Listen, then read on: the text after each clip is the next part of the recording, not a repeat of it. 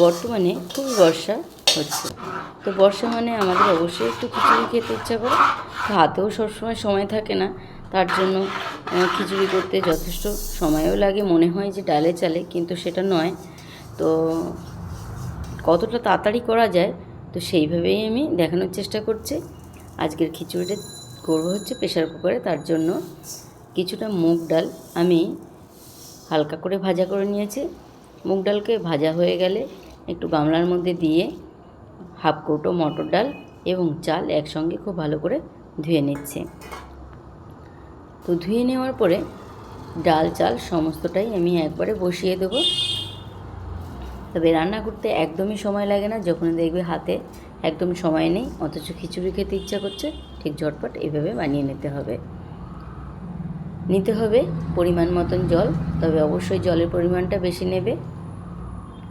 আমি এখানে আমার আঙুলগুলো দিয়ে দেখিয়ে দিয়েছি, পুরো আঙুলগুলো পুরো ভর্তি হয়ে গেছে জলে, এবং তার উপরেও আমি 1 কোট জল নিয়েছি।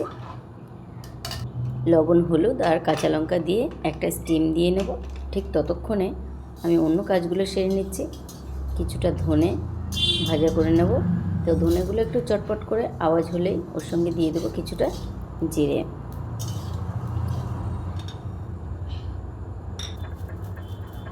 শুকনোভাবে বেটে নিতে হবে, কোনো জল ব্যবহার করব না। তবে এই ধনে আর জিরেটা খিচুড়িতে পড়লে নামানোর সময় অপূর্ব একটা স্মেল আসে।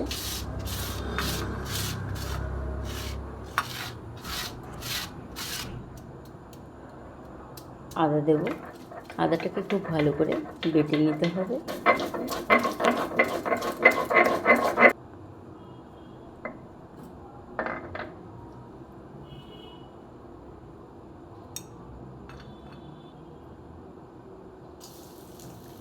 সর্ষের তেল দিয়ে কিছুটা নারকেল একটু ভেজে নেব।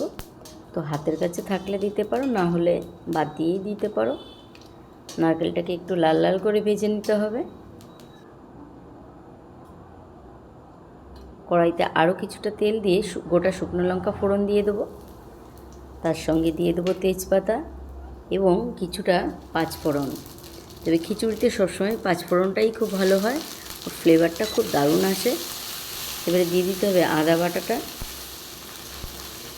আদা দেওয়ার পরে যদি খুব ছিটকায় একটু লবণ দিয়ে নিতে পারো। একটা টমেটো দিয়ে নিচ্ছি, সামান্য একটু লবণ দিয়ে দেবো, তাহলে টমেটোটা খুব তাড়াতাড়ি গলে যাবে। এইবারে নারকেলটাকে দিয়েও আর একটু নাড়াচাড়া করে নিচ্ছি। ততক্ষণে আমাদের খিচুড়িতে কিন্তু একটা স্টিম পড়ে গেছে। এবারে চলো দেখে নেওয়া যাক। এই পর্যায়ে এসে গেছে। তো খিচুড়ির সঙ্গে মিশিয়ে নেব ফোড়নটাকে।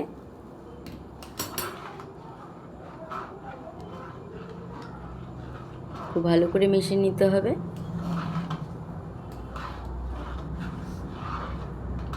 তবে তোমরা চাইলে এই ফোড়নটাকে একবারে দিয়েও কিন্তু খিচুড়িতে স্টিম দিয়ে নিতে পারো, তাতে কোনো অসুবিধা নেই। তবে পরে দিলে ফ্লেভারটা খুব ভালো থাকবে, খিচুড়ির যে ফ্লেভারটা সেটা খুব ভালো থাকবে। দিয়ে দিতে হবে ভাজা মশলাটা।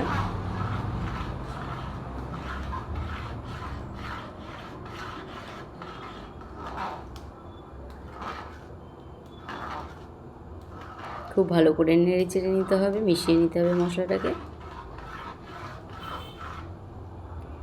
সামান্য একটু লবণ কম মনে হচ্ছিলো, তাই লবণটাকে এখন মিশিয়ে নিচ্ছি এবং সবশেষে ঘি অ্যাড করে নামিয়ে নিতে হবে।